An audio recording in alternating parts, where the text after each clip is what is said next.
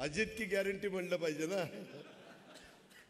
मित्रांनो, आजच्या कार्यक्रमाला आपल्या बारामती व्यापारी महासंघाच्या आयोजित व्यापारी मेळाव्याच्या करता उपस्थित असणारे आपल्या सगळ्यांचे ज्येष्ठ सहकारी जावाशेठ वाघोलीकर, फकरूशेठ भोरी, कारखान्याचे चेअरमन केशवराव जगताप, बँकेचे चेअरमन सचिन सातव, आपल्या मार्केट कमिटीचे चेअरमन सुनील पवार, तसंच नवनिर्वाचित अध्यक्ष बारामती व्यापारी महासंघाचे सुशीलकुमार सोमाणी, ज्यांनी अनेक वर्ष या संघाची जबाबदारी अतिशय चांगल्या प्रकारे सांभाळली, ते आपल्या सगळ्यांचे सहकारी समर्थपणे सांभाळलेले नरेंद्र गुजरातीजी, जगदीश पंजाबी, शैलेश साळुंके, संतोष टाटिया, शब्बीर कायमखानी, स्वप्नील मुथा, तसंच किशोर शेठ शहा,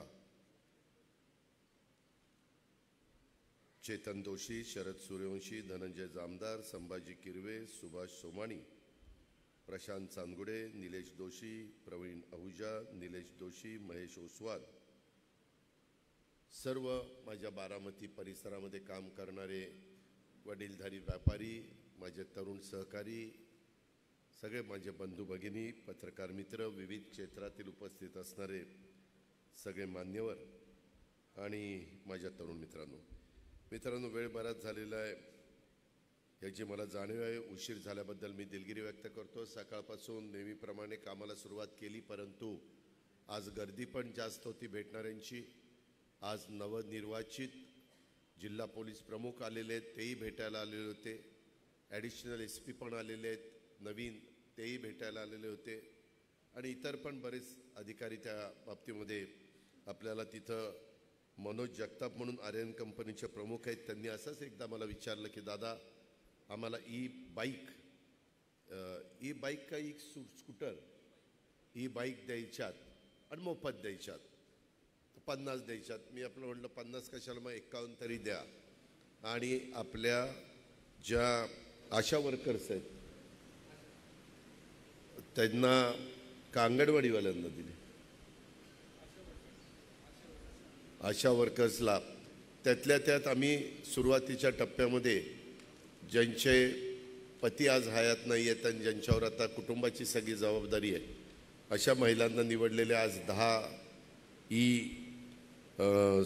बाईक देण्याचा कार्यक्रम झाला आहे. राहिलेल्या 41 पण लवकरच आम्ही देण्याचं ठरवलेलं आहे. आणि लवकर सायकल पण आपण 101 काहीतरी, अपंग नाही, दिव्यांगांच्यासाठी 3 चाकी ती सायकल, तोही देण्याचा कार्यक्रम हा लवकरच आपण घेणार आहोत. आज जवळपास 3,500 व्यापारी आपल्या बारामतीच्या परिसरामध्ये व्यापार करतात. काहींच्या 3-3, 4-4 पिढ्या.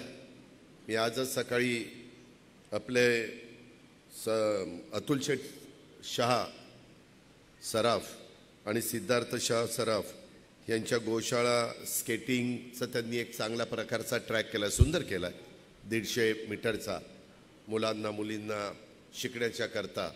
आणि हॉर्स रायडिंग पण चांगल्या प्रकारचे तिथं जागा आहे, गोशाळा आहे, सगळं काही उत्तम केलेलं आहे. त्याच्यावर ती बघितलं तर 4थी पिढी, सिद्धार्थचा विचार केला तर बरोबर ना किशोर शेठ, 4थी पिढी आज तिथं काम करते. अशाच पद्धतीनं बहुतेकांच्या घरामध्ये अनेक जे काही व्यापारी आहेत, अनेक आपले शेतकरी आहेत, अनेक आपले सहकारी आहेत, ह्याची आता बघता बघता 4थी पिढी पुढे आलेली आपण सगळेजण बघतोय आणि उत्तम काम करतायत. आवाज पण आपल्या व्यापाऱ्यांच्यामध्ये, मगाशी बोलत असताना मी फार बारकाईनं इतर मान्यवरांची पण भाषणं त्या ठिकाणी ऐकत होतो. काही त्यांच्या महत्त्वाच्या बाबी होत्या, जसं स्वप्नीलनी भारताच्या बाजारपेठेमध्ये स्थानिकांना काही संधी ही ठेवलीच गेली पाहिजे अशा प्रकारची भूमिका मांडली. त्याच्यामध्ये इतर पण माझ्या काही सहकारी मित्रांनी आपले विषय, म्हणजे आपले नवनिर्वाचित अध्यक्ष सुशीलकुमार सोमाणी यांनी पण काही भूमिका मांडली. त्याच्यामध्ये गुढीपाडव्यामध्ये मराठी वर्ष सुरू होतं, त्या वर्ष सुरू झाल्यानंतर त्या काळामध्ये आपण सगळ्यांनी एकत्र बसून साधारण पुढचं वर्ष आपल्याला कशा पद्धतीनं जाणार आहे याबद्दल आपल्या सगळ्यांच्यामुळं मला पण 32-33 वर्ष ह्या राज्याच्या राजकारणामध्ये झालेली आहे. 5व्यांदा उपमुख्यमंत्री म्हणून कामाची संधी मिळाली, आमदार म्हणून कामाची संधी मिळाली, खासदार म्हणून कामाची संधी मिळाली, राज्यमंत्री म्हणून कामाची संधी मिळाली, मंत्री म्हणून कामाची संधी मिळाली, विरोधी पक्ष नेता म्हणून कामाची संधी मिळाली. आणि बारामतीकरांनो, अनेक संधी मिळत असताना कुठलंही पद असलं तरी आपलं काम करत राहायचं, लोकांचे प्रश्न सोडवत राहायचं, लोकांना जेवढं आपण मदत करू शकू तेवढं मनापासून त्या ठिकाणी मदत करायची. अशा प्रकारे मी माझं सातत्य ठेवण्याचा प्रयत्न केलेला आहे. आज देखील आपण सगळेजण ते सगळे पाहताय. आज मला इथं काही निवेदनं पण आलेली आहेत. त्या निवेदनाच्या संदर्भामध्ये सुशील सोमाणींनी पण काही गोष्टी मला सांगितलेल्या आहेत. उद्या जसं निर्मला सीतारामन यांनी अंतरिम अर्थसंकल्प हा देशाचा सादर केला आणि त्याचं बहुतेकांनी स्वागत केलं.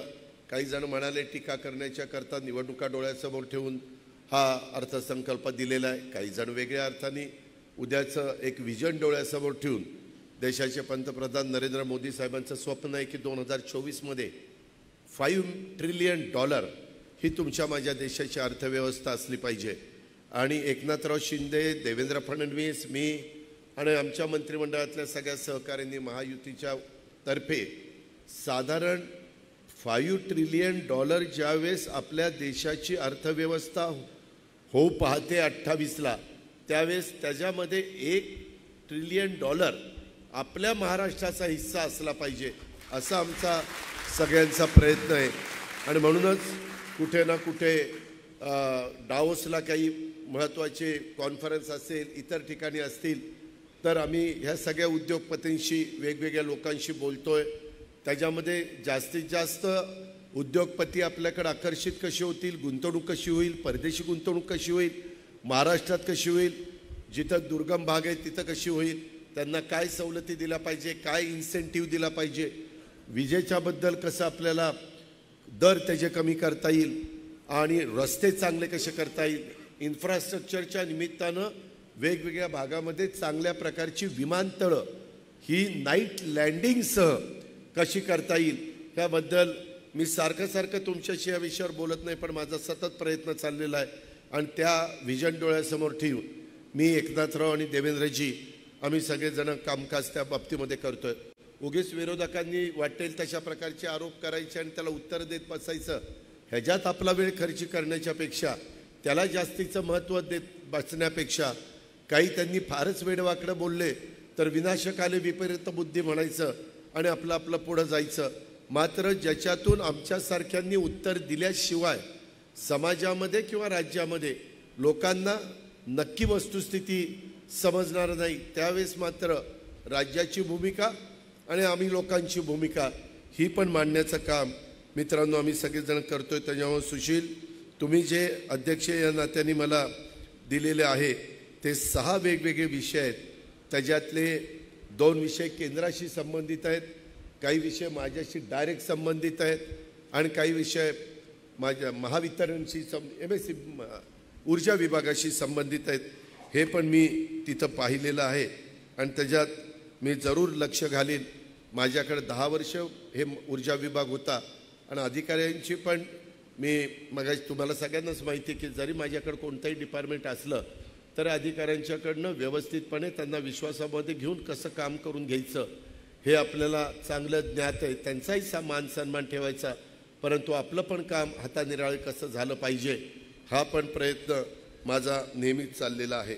आज इथं काही गोष्टी बोलत असताना बारामती व्यापारी महासंघाला जागाही पाहिजे. खरं तर आपल्या महासंघाचे जे अनेक मान्यवर आहेत त्यांनी पण थोडासा सदरा झटकला तर एवढासा काही तुकडा पडला तरी आपल्याला जागा मिळेल. आज मला प्रकर्षाने रमणीक मोतांची आठवण येते. आज रमणीक शेठ आपल्यात नाही आहेत. काळाच्या नियतीच्या पुढं तुमचं माझं काही चालत नाही. हीच गोष्ट उमेशच्या बाबतीमध्ये घडली, पोतेकरच्या त्याच बाबतीमध्ये नरेंद्र आपले रमणीक मोता तर इतक्या लवकर आपल्यातनं निघून जातील आपल्याला वाटलंही नव्हतं. तसंच आपला संघ नाही शांती शेठ त्यांचं वय तरी झालं उमेशच्या बरोबर महेश पण इतका हरहुन्नरी होता आणि इतका नेहमी मला दादा असं केलं पाहिजे, दादा तसं केलं पाहिजे, म्हणजे असा उत्साह त्याच्या नसामध्ये भरलेला होता. परंतु तोही आपल्याला एक ॲक्सिडेंट झाला, आग लागली मंत्रालयाला आणि त्याच्यातनं ते आतल्या अँटी चेंबरमध्ये जाऊन बसलेलं आम्हाला कुणाला माहितीच नव्हतं आणि आम्ही सगळ्यांना बाहेर काढलं. हे नेमके तिथं गुदमरून ते आपल्यातनं निघून गेले. त्या सगळ्यांनाच मी भावपूर्ण श्रद्धांजली, जे आज हयात नाही त्या सगळ्यांना मी भावपूर्ण श्रद्धांजली अर्पण करतो. काळाच्या नियतीच्या पुढं आपलं काही चालत नाही, पण शेवटी आता इतकी नवी पिढी मी बारामतीमध्ये पाहतोय. पूर्वी आम्ही हायस्कूलला जायचो, त्याच्यामध्ये उदय पण आता माझा क्लासमेट इथं बसलेला आहे, अनेक माझे सहकारी मित्र इथं बसलेले आहेत. परंतु किशोर मुथा, संजय वाघोलीकर, शहा हे अनेक माझे सहकारी फार अचानक आपल्याला सगळ्यांना सोडून गेले. त्याचंही माझ्यासारख्या कार्यकर्त्याला दुःख आहे. पण हे सगळं होत असताना त्या काळामध्ये आपण बारामतीत फिरताना लगेच कळायचं हा अमक्याच्या घरातला मुलगा आहे, अमक्याच्या घरातली मुलगी, एवढ्या आपल्या ओळखी असायच्या. आपण बोऱ्याची चाळ असेल किंवा कुठेही तावरे बंगला असेल किंवा कुठेही त्या ठिकाणी इकडं तिकडं फिरताना, मेन रोडला फिरताना आपल्याला लक्षात यायचं की ह्या घरातला इतक्या नंबरचा मुलगा किंवा मुलगी. तसं आता राहिलेलं नाही. बरीच नवखी माणसं आलेली आहेत बारामतीमध्ये. तुम्ही सगळ्यांनी कौतुक केलं. अक्षरशः त्याकरता प्रचंड मेहनत घ्यावी लागती, अधिकाऱ्यांच्या मागं थांबावं लागतं. आज बारामतीचे पूर्वीचे तहसीलदार आणि आताचे झालेले डेप्युटी कलेक्टर हनपंत पाटील यांना मी प्रायव्हेट सेक्रेटरी म्हणून ठेवलेलं आहे. त्यांना बरेचशे बारामतीतल्या गोष्टी माहिती आहेत आणि त्याच्यामुळे लोकांशी पण संपर्क व्हावा. अधिकारी, प्रांत, मामलेदार, BDO किंवा इतर पोलीस खातं असेल, महावितरण असेल, PWD असेल, इरिगेशन असेल, आरोग्य विभाग असेल, कोणत्याही प्रकारचं काम हे सार्वजनिक असेल, लोकांच्या मदतीचं असेल तर ते झालं पाहिजे. कारण तुम्ही सगळ्यांनी मला 91ला खासदार केलं, लगेच त्यावेळेस मला सुधाकर नाईकांनी राज्यमंत्री म्हणून संधी दिली. त्याच्यामुळे आम्हाला सगळ्यांना मुंबईला शिफ्ट व्हावं लागलं. तेव्हापासून मी मुंबईतच शिफ्ट झालो. पण बारामतीशी संपर्क कमी होता कामा नये. बारामतीशी आपलं जे काही डायलॉग आहे हा सतत आपला राहिला पाहिजे. अशा प्रकारचा प्रयत्न मी पण केला, माझ्या कुटुंबियांनी पण केला. आम्ही सगळ्यांनीच त्या पद्धतीचा प्रयत्नशील नेहमीच राहिलो आणि ह्याच्यातून काम करत असताना काय आपण केलं पाहिजे. आता मला सुशील सोमाणी सांगत होते की दादा माझं अमुक ठिकाणी दुकान आहे, अमुक ठिकाणी मी आता शोरूम काढतोय. म्हटलं अरे कुठलं असं शहर सांग की इथं फक्त राहिलंय, इथं काढतोय तिथं काढतोय कशाला सांगतो. कारण कुठंही मी जातो त्यावेळेस मला एक बुके ही ह्याचं दुकानची लोक द्यायला येतातच. दादा इथं दुकान आहे, असं आहे तसं आहे, अतिशय चांगल्या पद्धतीनं आपुलकीनं बोलत असतात. अर्थात व्यवसाय केला पाहिजे. किशोर शेट्टी पण अतिशय चांगल्या प्रकारची चेन निर्माण केलेली आहे आणि सगळ्यांनीच ते करावं ह्या मताचा मी आहे.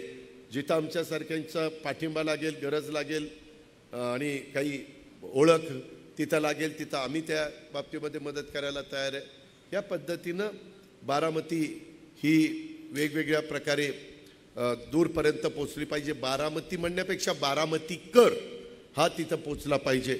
आज पण आपल्या बारामतीमध्ये मगाशी बोलत असताना कोणीतरी म्हणालं की आपण आता एज्युकेशन हब, पुणे तर विद्येचा माहेरघर आहे, त्याच्याबद्दल दुमत असण्याचं काहीच कारण नाही. पण त्याच्यानंतर तालुक्याचा विचार केला तर शिक्षणाचं दुसरं माहेरघर कुठलं आहे तालुक्याच्या ठिकाणी, तर ते आता आपल्या बारामतीचं आहे. आणि हे असताना त्याच्यामध्ये मेडिकल हब पण आपला झालेला आहे. म्हणजे आत्ताच्या काळामध्ये एक सुंदर प्रकारचे पुण्यश्लोक अहिल्यादेवी होळकर बारामती मेडिकल कॉलेज हे आपण अतिशय बारामतीच्या वैभवामध्ये भर घालणारं चांगलं उभं केलं. आता आयुर्वेदिक कॉलेजची इमारत अतिशय चांगली चाललेली आहे. ऑलरेडी आयुर्वेदिक कॉलेज सुरू करण्याच्याकरता बाळासाहेब तावरे, केशवराव जगताप, माळेगावचा संचालक बोर्डाने आपल्याला सहकार्य केलं. त्याच्यामुळे ती एकदा सुरू झाले तर ती क्लासेस तिकडं शिफ्ट होतील. परंतु आता मला वाटतं माळेगाव संकुलातच भरतायत ना इंजिनिअरिंग कॉलेजमध्ये, तर तिथं ते भरतायत. ह्या सगळ्या संस्था म्हणजे जवाहरशेठ पण इथं बसलेले आहेत. कुठलीही संस्था असली तर त्या संस्थेला मदत करण्याची भूमिका माझ्यासारख्याची असते. परवा मला केशवराव म्हणले की दादा आतले सगळे रस्ते आम्हाला करून द्या. मी त्याच्यामध्ये आता काम सुरू केलं. मध्ये नलवडे देखील म्हणले दादा कृषी विज्ञान केंद्राचे आणि कृषी विकास प्रतिष्ठानचे त्या शारदा नगरचे सगळे रस्ते करून द्या. तेही काम आपण त्या ठिकाणी करून दिलं. ह्या सगळ्या शिक्षण संस्थांना जोडणारे रस्ते, त्यांच्या सुविधा ह्याही आपण करून देण्याचा प्रयत्न करतोय. इतके दिवस संदीप बांदल आणि त्या ग्रुपनी पाटस रोडला मला वाटतं डी फार्मसी बी फार्मसी काढलेली आहे. तिथं सहसा कुणी जायला जरा धजावत नव्हते, परंतु ज्या प्रकारे आपण तिथं एक उपमुख्यालय पोलिसांचं सुरू केलेलं आहे ते बघितलं बऱ्हाणपूरला. तुम्ही गेल्यानंतर बघितलं तर तुम्ही आश्चर्यचकित व्हाल. अजून लँडस्केपिंग सगळं झालं नाही. अजून दुसऱ्या टप्प्यातलं आता टेंडर काढलेलं आहे. त्याच्यात पण 250-300 कोटी रुपयाची कामं होणं बाकी आहे. पण ते झाल्यानंतरचे माळ जिथं अक्षरशः कुसळाशिवाय काही दिसत नव्हतं आणि एक कोणाचा तरी स्टोन क्रशर होता, ते चित्र कसं बदललं आहे. आता पाटस रोडला डॉग स्क्वॉड हे जे काही आहे, VVIP किंवा आपल्या इथं कुठल्याही प्रकारच्या चुकीच्या घटना होऊ नये, मग त्याच्यामध्ये वेगवेगळ्या प्रकारे कुठं काही ठेवलं आहे का याकरता डॉग जेवढं वास घेऊन ते ओळखू शकतो तेवढं टेक्निकही पुढं गेलेलं असलं तर ते दुसरं काही सायन्स त्याच्यामध्ये यशस्वी होऊ शकत नाही. म्हणून महाराष्ट्रातलं एक चांगलं डॉग स्क्वॉड आपण त्या बाबतीमध्ये करतोय. म्हणजे ज्या ज्या काही गोष्टी करायच्यात, मगाशी तर मला वाटतं कोणीतरी बोललं की ST स्टँड, आज पण तिथले बोर्ड कसे असावेत, काय असावेत, साईज कशी असावी, लोकांना बसायला कशी व्यवस्था असावी, लँडस्केपिंग कसं असावं. लवकरच देवेंद्र आणि मी त्याला वेळ देणार आहे आणि त्याचं उद्घाटन आता लवकरच आचारसंहिता लागायच्या आत मला बऱ्हाणपूरचं पण उद्घाटन घ्यायचं आणि ST स्टँडचं पण उद्घाटन घ्यायचं. मला बारामतीकरांनो, तुम्हाला सगळ्यांना, माझे व्यापारी असतील, इतर क्षेत्रातील मान्यवर असतील, तुम्हाला धन्यवाद द्यायचे. कारण ही सगळी कामं करत असताना बऱ्याचदा खोदाई होत असते, बऱ्याचदा वेगवेगळ्या प्रकारचा राडारोडा पडलेला असतो, बऱ्याचदा ते काम करत असताना तुम्हालाही कळत नाही नक्की ह्याचं काय चाललं आहे. परंतु जसं जसं ते काम पूर्णत्वाला जाताना आकार घ्यायला लागतं त्यावेळेस तुम्हाला लक्षात येतं की नाही बाबा हे अशा पद्धतीनं चाललेलं आहे. मग ते नदी घ्या किंवा आपल्या कचेरीकडनं कसब्यामध्ये जाणारा ब्रिज घ्या किंवा आता कसबा आहे, त्या कसब्यामध्ये पण आज आम्ही काही सूचना दिलेल्या आहेत अधिकारी वर्गाला आणि त्याच्यातनं काही इतर अजून चांगलं, म्हणजे नदीकाठी देखील तुम्हाला फिरायचं म्हटलं तर तुम्हाला फिरावंसं वाटलं पाहिजे अशाही प्रकारचा आपला प्रयत्न आहे. कॅनॉलचा रस्ता असेल किंवा काही काही ठिकाणी अतिक्रमण काढत असताना काही ठिकाणी त्यांच्या मालकीचीच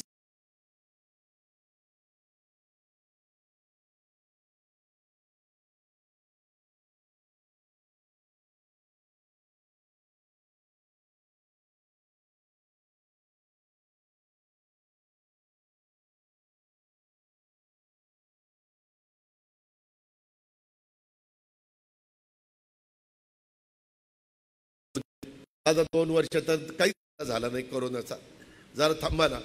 आणि मग पैसे लॅप्स झाले की माझी देखील पंचायत होती.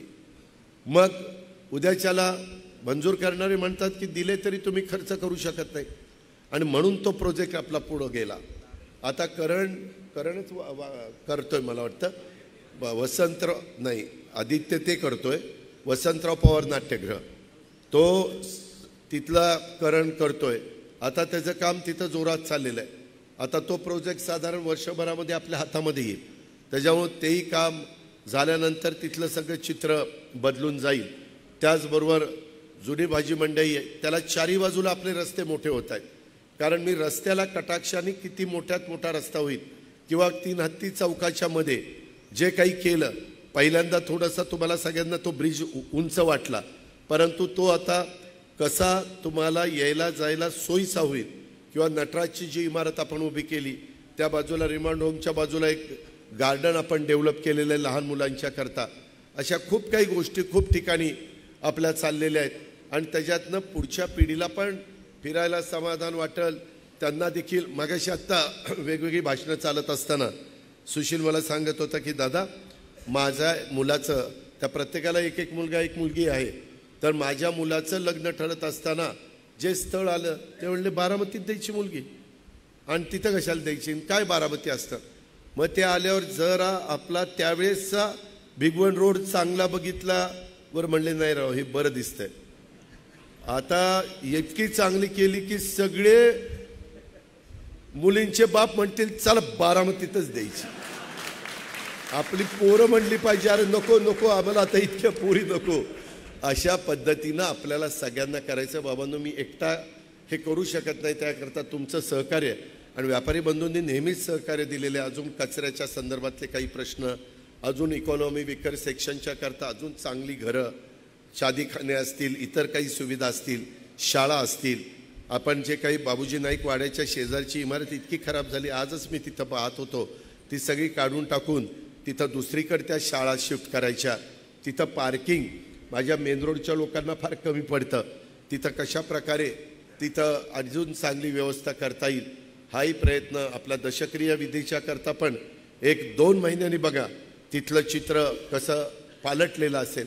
अशा खूप काही गोष्टी, सेंट्रल पार्क असेल उत्तम प्रकारे, किंवा मगाशी अनेकांनी वेगवेगळ्या गोष्टीचा उल्लेख केला. आता मला बारामतीमध्ये आपलं नाईट लँडिंग पण करायचं आहे. काय झालं आहे, मागच्या काळामध्ये सरकारने काही विमानतळं कॉन्ट्रॅक्ट बेसवर कुणाला द्यायचं ठरवलं आणि टेंडर काढलं.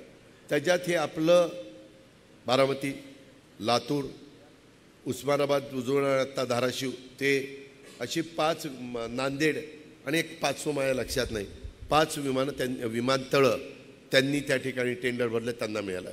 आज अनिल अंबानींची परिस्थिती अतिशय बिकट आहे. अतिशय म्हणजे अतिशय. मधल्या काळामध्ये मोठे बंधू मुकेश अंबानींनी काही 100 कोटी रुपयाची मदत केली, त्याच्यामुळे तिथं थोडंफार त्यांना सहकार्य मिळालं. पण ते आता सोडत पण नाही. त्याकरता 3 महिन्याची नोटीस द्यावी लागली. आता नोटीस दिल्यात, त्या झाल्यानंतर आपल्याकडे मोठं विमान उतरायला अडचण आहे. एका बाजूला रेल्वे लाईन, दुसऱ्या बाजूला एकदम तिथं गोजोबाईचा तळ, म्हणजे एकदम खड्डाच आहे. तो जर नसता तर बारामतीला मोठी विमानं उतरवण्याच्या करता देखील माझा प्रयत्न होता. का तर मुंबई एअरपोर्टवर एवढी प्रचंड गर्दी असती, एवढ्या उद्योगपतींची खाजगी विमानं झालेली आहेत. आज ह्या वेगवेगळ्या एअरलाईन्स ते तर आता 1-2 वर्षात 1100 मोठी विमानं घेत आहेत, 1100. त्याच्यामुळं त्या सगळी विमान वेगवेगळ्या विमानतळावर थांबणार आणि हे प्रायव्हेटवाले त्यांचं विमान मुंबईमध्ये त्यांना सोडून जातं, पण आजूबाजूच्या जवळ कुठंतरी जाऊन तिथं लँड होतं, तिथं ते थांबतं. तर ते बारामतीमध्ये झालं असतं. पुण्याचं विमानतळ आम्ही वाढवलं. आता लवकरच पंतप्रधानांची तारीख घेऊन आम्ही त्यांनी दिली तारीख की आम्ही त्याचं उद्घाटन करणार आहे, परंतु ते संरक्षण विभागाचं आहे, ते आपलं नाही. आणि आपलं म्हणजे गव्हर्मेंटचं नाही आहे. आपलं दुसरं पुरंदरमधलं, त्याच्यात ते जागेचंच थोडं चाललं आहे. परंतु माझा देवेंद्रजींचा प्रयत्न आहे की आता थोडा वाईटपणा घ्यावा लागला तरी चालेल, पण एकदा पुण्याला इंटरनॅशनल दर्जाचं अतिशय चांगलं 1 धावपट्टी लँडिंग, 1 धावपट्टी टेक ऑफ ह्याकरता करावंच लागेल. उद्याची 50 वर्ष समजलं तर. कारण कोल्हापूर, सांगली, सातारा, सोलापूर, पुणे, जुनं उस्मानाबाद, आत्ताचं धाराशिव, नगर, हा सगळा जो एरिया आहे. रायगडला काय होतं आहे, आता रायगडला नवीन विमानतळ अदानीलाच ते काम मिळालेलं आहे. आम्ही बऱ्याचदा चॉपरनी ज्यावेळेस जातो त्यावेळेस बघत असतो, ते काम स्पीडने चाललेलं आहे. परवा नावाशेवा ते शिवडी ब्रिज 21 किलोमीटरचा, त्याचंही आम्ही काम बघितलं. त्याला जवळपास 22 किलोमीटरचा 21,000 कोटी खर्च आपण केलेला आहे. अशा पद्धतीची खूप कामं ही आपली चाललेली आहे.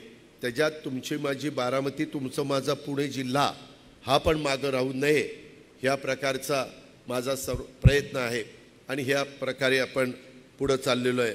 माझी आपल्याला सगळ्यांना विनंती आहे की उद्याच्या काळामध्ये मला तुमच्या सगळ्यांच्या पाठिंब्याची, आशीर्वादाची गरज आहे. काय झालं आहे, मधल्या काळामध्ये आपल्या वरिष्ठांनी भूमिका घेतली. मी राजकीय जीवनात आल्यानंतर आम्ही सगळ्यांनीच त्या भूमिकेचं सातत्याने समर्थन केलं. मग 1978ला तर आम्ही लहान होतो, पण जवा शेठ वगैरे हे सगळेजण त्या काळातले साक्षीदार आहेत. परंतु त्यावेळेसची घेतलेली भूमिका, नंतर पुन्हा 80ला घेतलेली भूमिका, नंतर पुन्हा 86 डिसेंबरमध्ये घेतलेली भूमिका, त्याच्यानंतर पुन्हा मला तुम्ही सगळ्यांनी निवडून दिलं ते मी काँग्रेसचा उमेदवार म्हणून पंजावर निवडून दिलेलं होतं खासदारकीला. आमदारकीला पण माझ्या 2 आमदारकी झाल्या, त्या पंजावर झाल्या. एक बाय इलेक्शन झालं, त्यावेळेस सन्माननीय हनुमंतराव कोकरे माझ्या विरोधात उभे होते आणि दुसऱ्यांदा एक अशाच पद्धतीची निवडणूक झाली माझ्या माहितीप्रमाणे 95ची.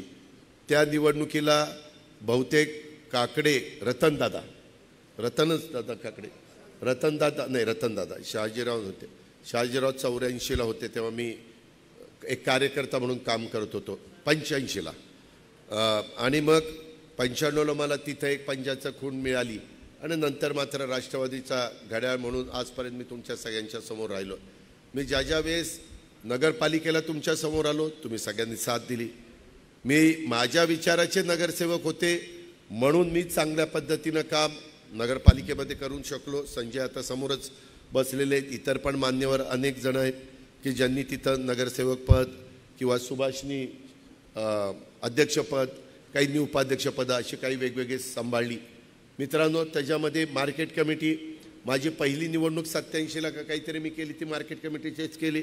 मार्केट कमिटीच्या बाबतीमध्ये मगाशी बोलत असताना त्या बाबतीमध्ये स्वतः संभाजीराव किरव्यांनी स्वतः भूमिका मांडलीच, कसं मार्केट बदलत गेलं. आज क्रीडा क्षेत्रामध्ये माझा प्रयत्न बारामतीकरांनो काय चालला आहे, नुसते फक्त रस्ते चकाचक आमचं चकाचक तसं नाही. तुम्हाला तिथं काही तास थांबावं असं वाटलं पाहिजे. तुम्हाला जरा फिरून आल्यानंतर तुम्हाला विसावा तिथं घेता आला पाहिजे. तुम्हाला 4 घटका तुमच्या नातवंडांना पतवंडांना घेऊन तिथं जाता आलं पाहिजे. तरुणांना देखील त्यांच्या मित्रमैत्रिणींना घेऊन तिथं जाता आलं पाहिजे. असे वेगवेगळे चांगले स्पॉट आपण डेव्हलप करतोय. आता ते काही फार वेगळं नाही.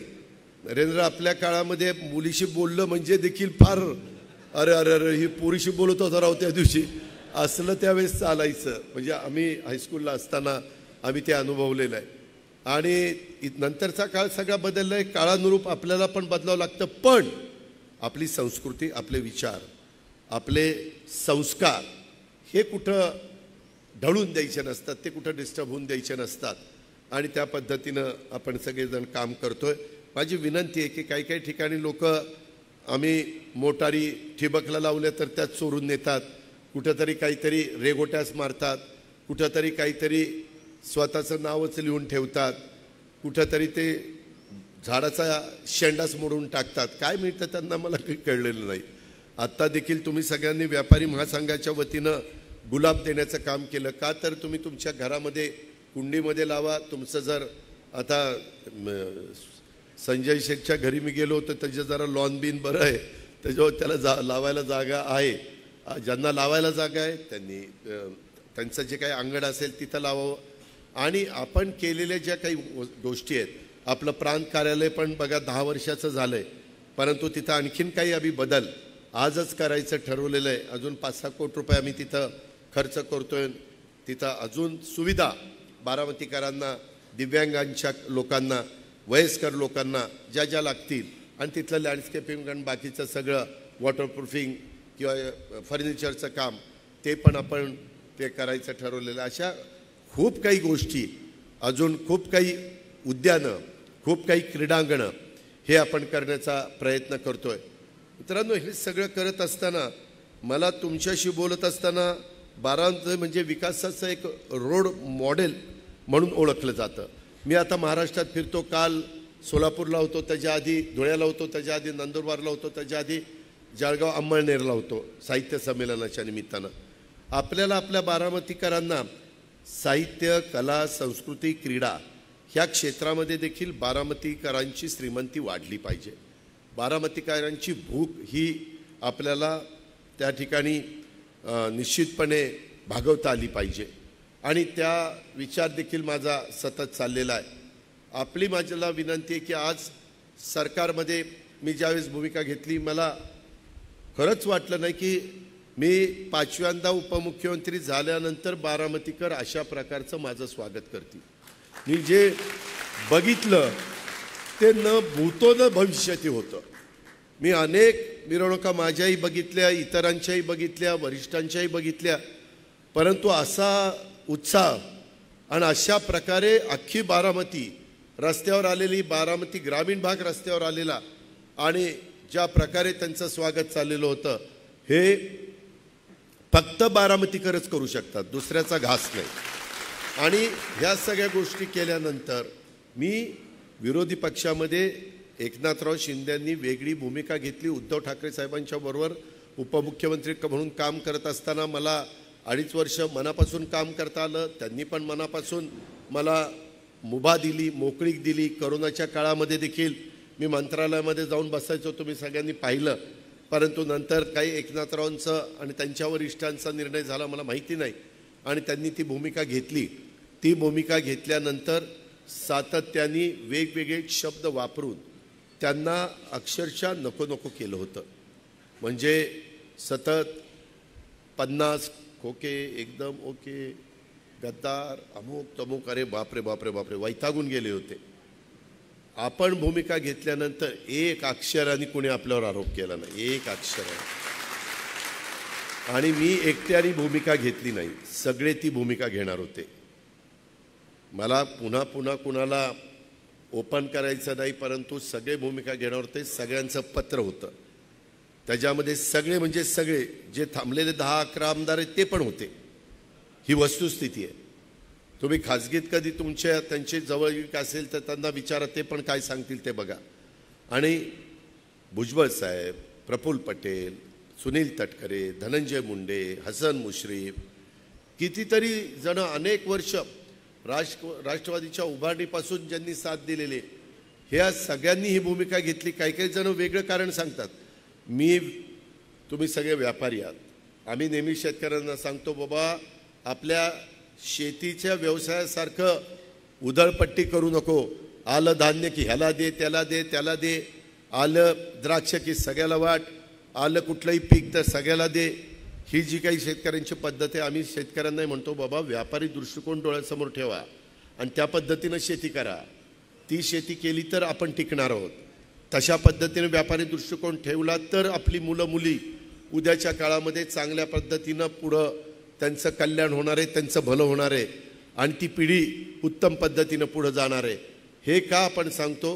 कारण जिथं खर्च करायला पाहिजे तुम्ही तिथं खर्च करता ना. आज आता एवढ्या कार्यक्रमाला बोलवलं, आज नरेंद्र गुजराती वगैरेंनी इतकं वर्ष काम केलं, किती मोठी रोपं दिली, 2 रोपं गुलाबाची, मोठं काम केलं. शाल बिल कशाला काय द्यायचं, बाकीचं कशाला द्यायचं, हेच बरं आहे. व्यापारी दृष्टिकोन व्यापारी त्याच्या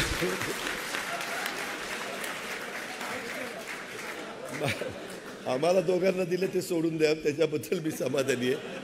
पण आपण व्यापाऱ्यांच्या बाबतीत पण बाबूराव व्यापारी पद्धतीनं वागतो, हे आपल्याला फार धन्यवाद, त्याच्याबद्दल सॅल्यूट. मित्रांनो, गमतीचा भाग जाऊ द्या, पण मला नेहमीच बारामतीच्या विकासामध्ये व्यापारी बांधवांनी पण खूप साथ दिली. माझा मेन रोड पण रुंद करत असताना खूप जणांनी मदत केली. इतर पण काही सुविधा, काही वेळेस मला अडचणी आल्या. जेव्हा शेठ मी एकदा एक मशीन घेऊन कचेरीच्या पलीकडं, माझा एक स्वभाव आहे थोडासा, तो बदलला पाहिजे, तो मी प्रयत्न करीन. पण माझ्या डोक्यात एखादं फिक्स बसलं की हे करायचं आहे आणि हे बारामतीकरांच्या फायद्याचं आहे, हे कुणाच्या नुकसानीचं नाही, तर मी करायला सुरुवात करतो. आमच्या इंजिनियर वगैरे लोकांना, अधिकाऱ्यांना, पदाधिकाऱ्यांना विश्वासात घेऊन.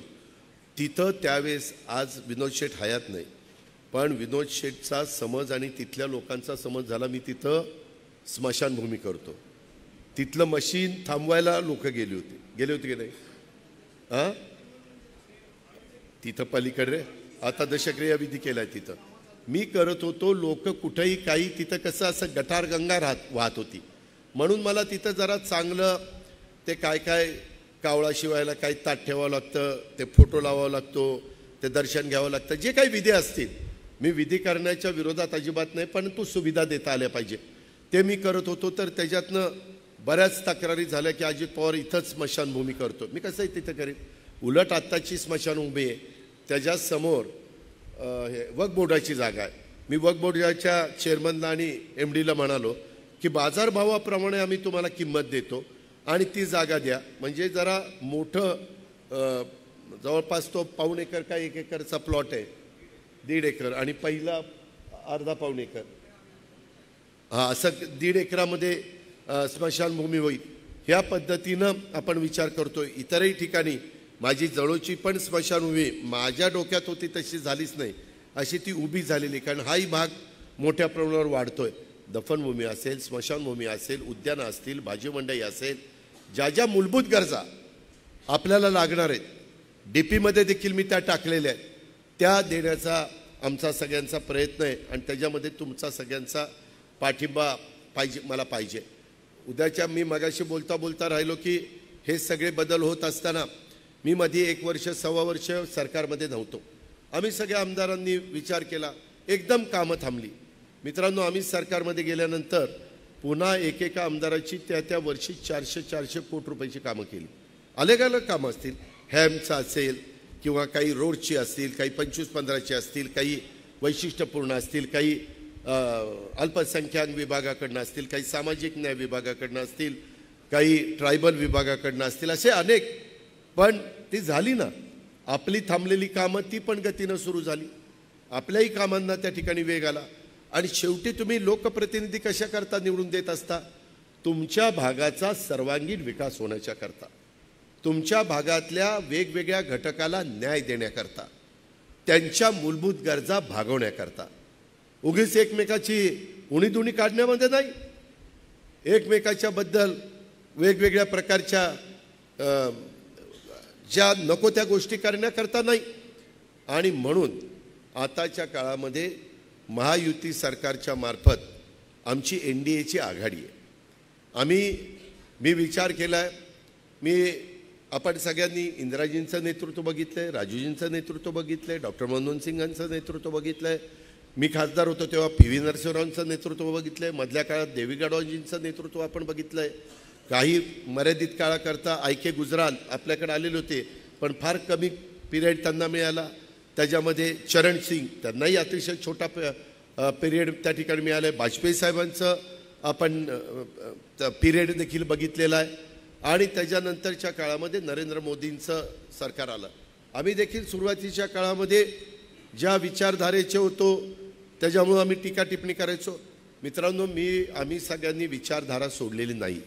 सेक्युलर ही आमची विचारधारा आहे. शाहू फुले आंबेडकर ह्या विचारानेच आम्ही पुढे चाललो आहे. छत्रपती शिवाजी महाराजांचा आदर्श डोळ्यासमोर ठेवून त्यांनी त्या 350-400 वर्षापूर्वी ज्या प्रकारे अष्टप्रधान मंडळ असेल किंवा माझ्या वेगवेगळ्या 18 पगड जातीला 12 बलुतेदारांना बरोबर घेऊन हिंदवी स्वराज्याची स्थापना केली. त्यामध्ये सगळे मागासवर्गीय, माझे हे मुस्लिम म्हणजे अल्पसंख्याक सगळे मावळे त्याच्यामध्ये होते. त्या पद्धतीनं आपल्याला इथं बारामतीमध्ये कुणीही व्यक्ती आली, आता बारामतीमध्ये इतके बाहेरचे लोक 10-10, 15-15, 20-20 वर्ष येऊन राहत आहेत. एक पिढी त्यांची बारामतीमध्ये गेलेली आहे. ते म्हणतात नाही इथं आलो, ते आपल्यात समरस झाले, ते आपल्यामध्ये चांगल्या पद्धतीनं रमून गेलेले. आणि ते म्हणतात तिथल्यापेक्षा इथं आम्हाला सुरक्षित वाटतंय. आपण हे करताना मी आजच SP आणि ॲडिशनल SPला सांगितलं, माझ्या जवळपास फिरणारे देखील चुकीचं वागले तर त्यांच्यावर ॲक्शन घ्या.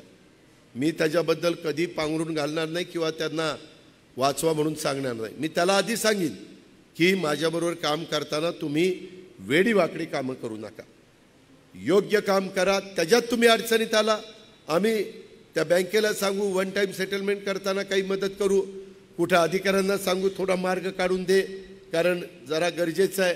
ह्या प्रकारे आपण त्या बाबतीमध्ये करतो. अनेक व्यापाऱ्यांची वेगवेगळ्या प्रकारचे 1, 2, 3, 4 शॉप्स अशी झालेली आहे.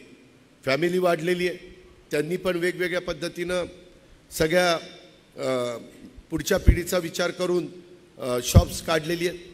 जे रोड होते त्याच्यात मी ज्यावेळेस ब्युटिफिकेशनचं काम हातात घेतलं त्यावेळेस, आज तुम्ही विद्या कॉर्नर चौक ते गदिमापर्यंत जा, संध्याकाळी पण मुलं मुली खेळत असतात. त्या मुलं मुली लहान ज्या झोक्यावर बसले पाहिजे त्याच्यावर मोठी पण बसतात. आम्ही बघतो आता म्हणतो ते बालपण जरा आठवत असेल, त्या काळात काय काय केलंय, कोणाकोणाला फिरवलंय ते ऐकत आठवत असेल तर बरं वाटतंय, त्याला जाऊ द्या म्हणलं. इथं पण आता आमच्या हे सहकार औद्योगिक वसाहत आहे, त्याच्यासमोर पण बऱ्यापैकी अजून तुम्ही थोडी कळ काढा, त्याच्यामध्ये तुमच्या सहनशीलतेला मात्र मी सलामच करतो, पण अजून काही दिवस मग तुम्हाला अजून बदल आमूलाग्र झालेले त्या ठिकाणी पाहायला मिळते. त्याच्यामध्ये इतर पण सगळ्या गोष्टी करतोय. तुम्ही बघा, काहींना वाटत होतं हे डिवायडर केल्यानंतर आमचं कसं काय होणार. मित्रांनो, पहिल्यांदा मी माझ्या सहयोग बंगल्यात राहतो, तिथं मी डिवायडर टाकला, म्हणजे बंद केला, तिथनं वळता. कारण जिथं ॲक्च्युली वळण्याचं ठिकाण, आता काल आपण कुठला इंजिनियर आला होता रे काल, प्रताप भोसले, ह्यातला एक अतिशय तज्ज्ञ आहे. मित्रांनो, मी तुम्हाला सांगतो, उगीच मी माझ्या डोक्यात आलं किंवा आमचे देसाई किंवा आमचे इंजिनियर वगैरे त्यांच्या तसं नाही. त्यातला जो तज्ज्ञ असेल, मग लँडस्केपिंगमधला त्यातला तज्ज्ञ आणायचा, ट्रॅफिकमध्ये पोलिसांच्या बरोबर ट्रॅफिकची अभ्यास करून इंजिनियर झालेली व्यक्ती त्याला आपण आणलं. आणि काल त्यांनी ज्या सूचना केल्या आणि आज मला जे प्रेझेंटेशन माझ्या सहकाऱ्यांनी दाखवलं ते इतकं बरोबर होतं की आज ते पोती ठेवलीत ना वाळूची, ते थोडंसं आम्ही प्रयोग करतो की ते ठेवल्यानंतर वाहतुकीची कोंडी होती का, ते ठेवल्यानंतर कुठं ॲक्सिडेंट होत आहेत का, ते ठेवल्यानंतर गाडी मोठी ट्रक फिरताना कुठं काही अडचण येते का, ओव्हरटेक करताना काही प्रश्न निर्माण होतो का, अशा बऱ्याच गोष्टी आहेत. त्याचा आम्ही अनुभव घेऊ आणि त्याच्यानंतर फायनल मग डिसिजनला आम्ही येऊ. अशा ह्या गोष्टी इतक्या बारीक बारीक बारीक बारीक त्यामध्ये आम्ही बघतोय, त्या म्हणजे एवढं कुणीच बारीक बघू शकत नाही अशा पद्धतीची आपली सगळी कामं चाललेली आहेत. फक्त ती आहे ती आपल्या सर्वांचं आहे. आणि म्हणून तुम्ही पण आता 3,500पेक्षा जास्त व्यापारी आणि त्यांच्याकडे 25,000च्या पेक्षा जास्त स्टाफ, त्याच्यातला निम्म्यापेक्षा जास्त स्टाफ महिला आहे तुमच्याकडचा, आणि निम्म्याला थोडा कमी म्हणजे 25,000मध्ये 13,000 महिला असतील तर 12,000 पुरुष आहे. अशा पद्धतीनं हे सगळं काम चाललं आहे. तर तुम्ही त्यांनाही सांगा की आपल्या सगळ्यांच्या करता आहे, कुठंही थुंकायचं, कुठंही काय करायचं हे काही होता कामा नये, अशा प्रकारे सगळ्या गोष्टी. आणि हे करताना थोडंसं विश्रांती वगैरे घेता यावी दुपारची, त्याची व्यवस्था काही ठिकाणी असे बसून शांतपणे त्यांना विश्रांती घेता आली पाहिजे, अशी पण व्यवस्था ज्यावश्यक त्याच्यात केली. मी अजिबात हाय काही केली नाही. म्हणजे वयस्कर लोकांचा पण आम्ही विचार केला, मधल्या वयातल्याचा पण केला, एकदम बाल वयात जे मुलं मुली असतात त्यांचाही केला, नवीन जोडपं ज्यावेळेस फिरायला जातं त्यांचाही त्या ठिकाणी केला. असा सगळ्यांचा, तुम्ही म्हणाल त्यांचा काय केला, त्यांचा विचार केला आहे. त्याच्यामध्ये अजून काही पुन्हा बायको म्हणायची हे का असा खेळायला एवढा का गडी रंगात आलाय, तर तसं काही नाही, आपल्या घरात चाललंय. त्याच्यामुळं ह्या पद्धतीनं आपल्याला पुढं जायचं आहे. आणि म्हणून माझी विनंती आहे की व्यापारी महासंघ तर आपला आदर्शवत आहेच, बारामतीच्या सौंदर्यामध्ये भर घालताना तुम्ही पण बरेच तरुण पिढी मला वेगवेगळ्या प्रकारच्या सूचना करत असतात. देशाच्या विकासामध्ये मी ज्यावेळेस बघतो फायनान्स मिनिस्टर म्हणून, मला पण तुमच्यामुळं खूप वर्ष फायनान्स मिनिस्टरची जबाबदारी सांभाळण्याची संधी मिळालेली आहे. त्यावेळेस देशाच्या विकासात व्यापाऱ्यांचं जसं योगदान आहे तसं महाराष्ट्राच्या विकासात पण व्यापाऱ्यांचं योगदान आहे. आणि आपल्या बारामतीच्या पण डेव्हलपमेंटमध्ये व्यापाऱ्यांचं तुमचं योगदान आहे, हे मी कधीही नाकारू शकत नाही. त्याच्यामुळे तुमची जी काही व्यवसाय सचोटीनं करण्याची बुद्धी आहे, परंपरा आहे, व्यवसायाच्या बरोबरच तुमची एक सामाजिक बांधिलकी ही पण तुम्ही जपता. आणि राज्यभर बारामतीच्या व्यापाऱ्यांचं मी उदाहरण देत असतो. युवा पिढीनं देखील स्वयंरोजगाराकडे वळलं पाहिजे. सगळ्यांना नोकऱ्या मिळणं अवघड आहे, म्हणून आम्ही आता 10,000 रुपये कर्ज एक पंतप्रधानांनी योजना काढली. त्याला तुम्हाला काही जामीन बिमीन द्यावा लागत नाही. ते फेडलं की आम्ही 20,000 रुपये कर्ज देतो, ते फेडलं की 50,000 रुपये देतो. आपल्या इतरांच्या मोठ्या व्यापाऱ्यांच्या 50,000 म्हणजे कमी, पण जे छोटे व्यवसायधारक आहे, भाजीपाला फळं किंवा अशा प्रकारचं छोट्या पद्धतीनं दिवसभर काम केल्यानंतर संध्याकाळची चूल पेटती, अशांच्या करता ह्या सगळ्या गोष्टी मी आणि आमचे सगळे सहकारी मित्र करतायत. मित्रांनो, हे करत असताना माझी तुम्हाला अजून एक विनंती आहे. माझं काय झालं आहे, आता या सगळ्या गोष्टी करताना आपण सरकारमध्ये प्रतिनिधी म्हणून आहे, म्हणून निधी आणतोय, हे करतोय, पण हे पुढं मेंटेन झालं पाहिजे. त्याच्याकरता हाऊसकीपिंग, त्याच्याकरता स्वच्छता, त्याच्याकरता तुटफूट झाली तर ते दुरुस्त करणं, म्हणून आम्ही 21 छोटे छोटे त्याच्यामध्ये शॉप काढलेले, छोटे छोटे शॉप 10x10, 10x8, आणि ते आम्ही डिपॉझिटवर घेणार. जर उद्या बाबूरावला विचारणार, धनंजयला विचारणार असं, किंवा तुम्ही किती डिपॉझिट देऊ शकता, आणि जो डिपॉझिट जास्त देईल आणि पर मंथ त्याला काही चार्ज लावणार आहे, आणि त्या पद्धतीनं पर महिन्याचं जे काही पैसे येतील त्याच्यातनं तिथलं हाऊसकीपिंग, कारण बहुतेक ठिकाणी महिलांच्या करता, पुरुषांच्या करता स्वच्छतागृह अतिशय चांगली.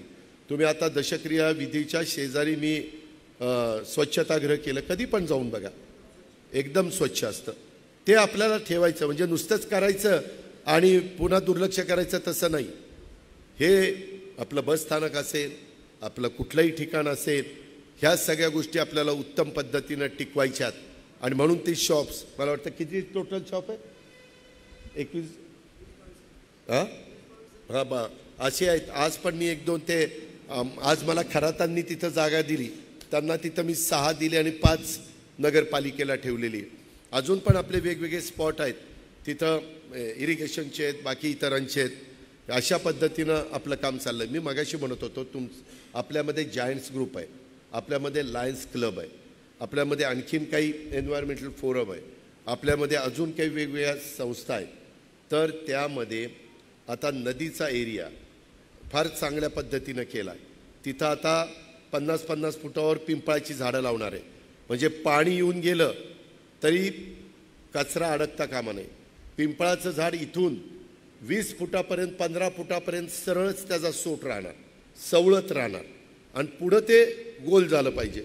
त्याच्यावर किती पाणी आलं तर माझ्या खंडोबा नगरमध्ये, आपल्या बारामतीमध्ये, आपल्या कुठल्याही मंदिराच्या परिसरामध्ये, आपल्या कुठल्याही तीर्थस्थळं आहेत तिथं कुठंही पाणी येणार नाही अशी व्यवस्था आपण केलेली आहे. आणि बऱ्याचशा ठिकाणी नदीत उतरायला पण फार चांगल्या पायऱ्या, दगडी घडाई वगैरे अशा प्रकारे केलेलं आहे. माझं म्हणणं आहे, आता जायंट्स ग्रुपचा प्रमुख कोण आहे? हां, तर तुम्ही एक एरिया घ्या, किंवा तुमच्या आटोक्यात, मी भासाकभर नाही सांगत, तुम्हाला जो ठेवायचा, आम्ही तिथं बाबा हा एरिया जायंट्स ग्रुपच्या सौजन्याने इथली साफसफाई होते, आम्ही तुमचा बोर्ड लावू, त्या वर्षी जायंट्स ग्रुपचा अध्यक्ष असेल त्याचं नाव लावू, म्हणजे एक माणसाला बरं वाटतं. तसं मग पुढं आणखी कुठला क्लब, अशा पद्धतीनं आपण जर केलं तर आपल्याला सोयीचं होणार आहे. त्या प्रकारे आपलं मेडिको गिल्ड आहे, आपलं वकिलांची पण संघटना आहे, बार असोसिएशन, अशा ज्या काही, धनंजय तुझं पण आहे, आता सूर्यवंशी तुम्ही पण काढलेलं आहे. अशा तुम्ही तुमच्या आवाक्यापुरतं तुमच्या खिशाला झेपेल एवढंच घ्या. काही मी बारामती बँकेला सांगेन, काही मी दूध संघाला सांगेन, काही मी खरेदी विक्री संघाला सांगेन, मार्केटला जेवढं झेपेल ते मार्केटला सांगेन. तसं तुमच्या पण ॲडव्हर्टाईज करत असताना तुम्ही काही ज्यांची सोन्या चांदीची दुकानं आहेत त्याच्यामध्ये किशोर शेटने आम्हाला आय लव बारामती किंवा माझी बारामती अशा पद्धतीने तुम्ही आम्हाला हे दिलेलं आहे, म्हणजे डोनेट केलेलं आहे. असं काही असेल तर ह्या प्रकारे मी आता बस स्थानकावर देखील बघा, परदेशात किंवा मोठ्या शहरात ते इलेक्ट्रिक ते स्क्रीन असतात LED, तशा मी तिथं बसवणार आहे. म्हणजे तिथं ॲडव्हर्टाइजमेंटला जास्त पैसे लोक देतात. आजच एक जण म्हणला, मग दादा मीच घेतो ना, मी तुम्हाला पैसे, म्हणजे तुम्हाला म्हणजे ST स्टँडला पैसे देतो. असे आम्ही बारामती शहरातले पण काही स्पॉट निवडणार आहे, आणि तिथं त्या पद्धतीनं ॲडव्हर्टाइजमेंट किती डिमांड येते माझ्या व्यापाऱ्यांच्याकडनं, उद्योगपतींच्याकडनं किंवा वेगवेगळ्या संस्थांच्याकडनं ते बघणार आणि ते निवडणार. माझी एक दुसरी विनंती आहे, अजित पवारचा वाढदिवस असला तरी कुठेही जे बोर्ड लागतात ते बंद केले पाहिजे. त्यांना आपलं शहर थोडंसं विद्रूप होतं. त्याकरता आपण ठराविक ठिकाणं निवडू, ज्याला ॲड टाकायची, शुभेच्छा द्यायच्यात, आणखीन काही द्यायचं, कुणाचाही असू द्यात, महापुरुषांचा असू द्यात, त्यांच्या घरातलं कुणाच्याबद्दल असू द्यात, कुणाचंही, मला काही कुणाला हे अनादर करायचा नाही, तर तसे स्पॉट आपण निवडू आणि त्यांनी तिथंच लावावं. नाही तर काय होतं, कुठंही 4 खांब लावतात, कुठंही लावतात, काही ते इतकं विद्रूप होतं आणि मग काढायचं म्हटलं तरी भावनेचा प्रश्न होतो. यांनी हात लावला, हे मग पोलीस वगैरे, पोलिसांनाही त्रास होतो. तर मागं नागपूरमध्ये high court, Mumbai high court, Nagpur bench, त्यांनीच तो निर्णय दिला आणि तिथलं ते सगळं स्वच्छ झालं. तशा प्रकारे आपण करू. काहींना तुम्हाला काही मदत करायची असेल तर झाडं द्या. मध्ये आम्हाला एका कंपनीने 1 कोटी रुपये झाडाला खड्डे घ्यायला, ड्रीप बसवायला, काळी माती टाकायला, खड्डं टाकायला दिलं. तुम्ही व्यापारी बंधूंनो, एकदा आम्ही इकडचं फॉरेस्ट डेव्हलप केलं आहे, सहज एकदा चक्कर मारा काय केलं आहे. तिथं बोटिंग बिटिंग पण आहे, त्याच्यामध्ये जरा बोटिंग वगैरे पण करा. म्हणजे बघा कसं आहे, पैसे देऊन बोटिंग करावं लागेल, पण तिथं जरा ॲडव्हेंचर गेम्स पण छान केलेले आहेत. तिथं अजून सी सँड आणायचं बाकी आहे, पण ते चाललेलं आहे. त्याच्यातनं माझा प्रयत्न, मी आणि माझ्या सहकाऱ्यांचा काय की तिथं वेगवेगळ्या ठिकाणी तुम्ही आल्यानंतर तिथंच कचेरीमध्येच गर्दी झाली पाहिजे. तिथं ॲम्फी थिएटर फार सुंदर केलेलं आहे, काम उरकत आलं आहे. तिथं बारामतीचा इतिहास, भीमथाडीपासून तुमचं पूर्वीचं तहसीलदार कार्यालय कुठं होतं ना, तिथं ते सगळं, काही ठिकाणी पेंटिंग, काही ठिकाणी ॲक्च्युली फोटो, काही ठिकाणी माहिती, त्याच्यामध्ये मग ती मराठीमध्ये पण असेल आणि इंग्लिशमध्ये पण असेल. आता थोडी पंचायत काय झाली, नवीन पिढी CBSEला जाते आणि त्यांना मराठी वाचताच येत नाही. बोलता येतं पण वाचताना अडखळतात. तर त्यांच्याकरता आपण इंग्लिश पण त्या ठिकाणी करू. बाहेरच्या लोकांच्याकरता पण इंग्लिश, हिंदी बोलणाऱ्याला हिंदी वाचता येतं, मराठी पण वाचता येतं, त्याच्यावर तिथं इतकी अडचण येत नाही. ह्या प्रकारे तिथं आपण करतोय. आणि त्याच्यातनं बारामती कशी बदलत गेली, बारामतीमध्ये कशा, बारामतीचे आत्ताचे प्रेक्षणीय स्थळं कुठली आहे, ती पूर्वी कशी होती, आता कशी झाली, वगैरे वगैरे, अशा पद्धतीनं आपण करतोय. तेही काम चाललेलं आहे. आणि साधारण माझा प्रयत्न ती कामं बारामतीतल्याच कर्तृत्ववान मुलांना, लोकांना देण्याचा आहे. मग आपल्यातली काही कामं आदित्य तावरे करतो, काही उद्धव गावडे करतायत, काही करण वाघोलीकर करतायत, काही आपला जगताप करतायत, काही देशमुख करतायत, काही खत्री करतायत. अशा पद्धतीचं हे सगळं काम चाललेलं आहे. तर त्याला तुम्ही सगळ्यांनी सहकार्य करा. मी आता शेवटच्या मुद्द्यावर येतो. मी आता हे सगळं करत असताना मी जी राजकीय भूमिका घेतली, आम्ही NDAच्या तर्फे 48 जागा कुणाला कुठल्या द्यायच्या त्या वरिष्ठ पातळीवर ठरवू. परंतु त्याच्यातली बऱ्याचशा, म्हणजे पूर्वीच्या जागा राष्ट्रवादीच्या होत्या, त्या राष्ट्रवादीलाच मिळतील. त्यामध्ये मी जी भूमिका घेतलेली आहे त्या पक्षाचा उमेदवार खासदारकीला उभा करणार आहे. त्या संदर्भात उद्याच्याला तुम्ही असंही मनात आणता कामा नये, बघू विधानसभेला अजितला देऊ, इकडं देऊ, हे 2 डगरीवर काही नाही. तुम्हाला द्यायचं असेल तर विधानसभेलाही दुसऱ्याला द्या, लोकसभेलाही कुणाला द्यायचं ते द्या. मला जर द्यायचं असतं तर लोकसभेला पण माझ्या उमेदवाराला द्या आणि विधानसभेला पण मला द्या. मी आपल्याला शब्द देतो की ही जी काही गती आहे, ही गती माझ्या विचाराचा खासदार आला तर आणखीन वाढेल. त्याचं कारण असं आहे की त्यावेळेस तुम्ही काही म्हणा, तुम्ही म्हणाल अजित पवार तुम्ही आता त्यांच्याबरोबर गेला म्हणून बोलता, जे काही 22 तारखेला अयोध्येला राम मंदिरामध्ये मूर्तीची स्थापना झाली, उभ्या जगाने आनंद व्यक्त केला, सगळे आनंदात होते.